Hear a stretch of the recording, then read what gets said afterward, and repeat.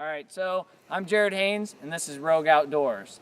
So today I'm going to teach you how to sight in and shoot a compound bow.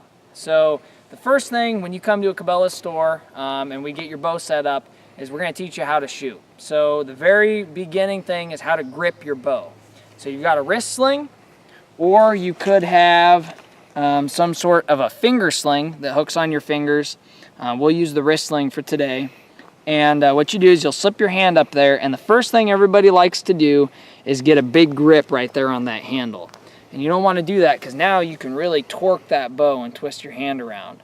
So what we're going to do is we're going to take, and you've got, if you look real close, this lifeline right here on my hand. And you want everything on this side of it to really not be touching the bow. It's all the meaty palm of your hand. So we'll slip it up.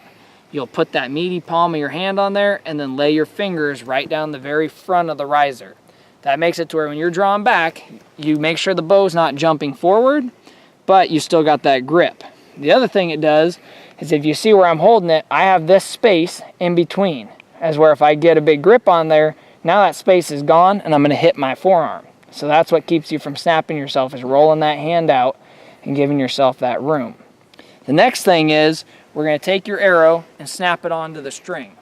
Now I shoot arrows that have all the same colored veins on them.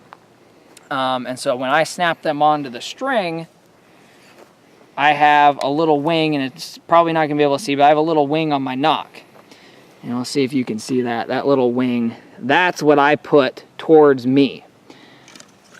Most arrows are going to be where you have two veins that are the same color and one that's different. So and we'll see if the camera picks it up, but there's two green and one yellow vein on here. That one, you would always want the odd vein to be facing up when you snap it onto your string. So now we've got our arrow snapped on. I'm shooting a drop away rest, so it stands up and falls down when you shoot.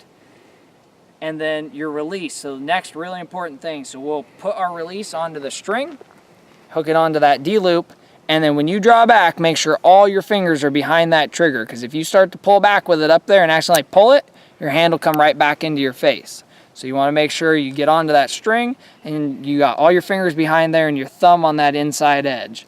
And then what we're going to do is we'll draw back, and I'm going to put my pointer finger knuckle right at the base of my earlobe and the tip of my nose on that string. And when I do that, I should be able to see perfectly through my peep. And then I'm gonna bring my finger over, keep solid back tension against, with this backhand, I want solid pressure pulling back, and pull the trigger.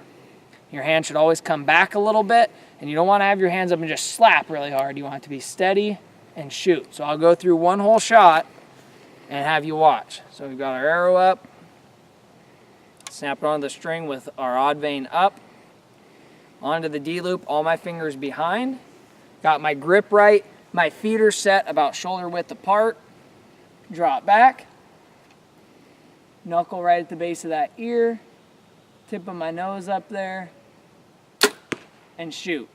Now if we take a look really quick up at the target, you'll see both those arrows, and I moved one down just a touch so I didn't smack them, but they're both dead on, same spot, and that's what you're looking for, is that consistency. Make sure you keep your bow hand up after you shoot, boom, and this stays there till you hit the target. Don't pull your hand to look at your arrows. And if you do that, you'll have a dead deer this hunting season, or you'll be posting good scores at a 3D shoot because your shots will be consistent. So thank you for watching. If you have any questions, put them in the comments below, and make sure you subscribe to the channel for all the videos we'll have coming.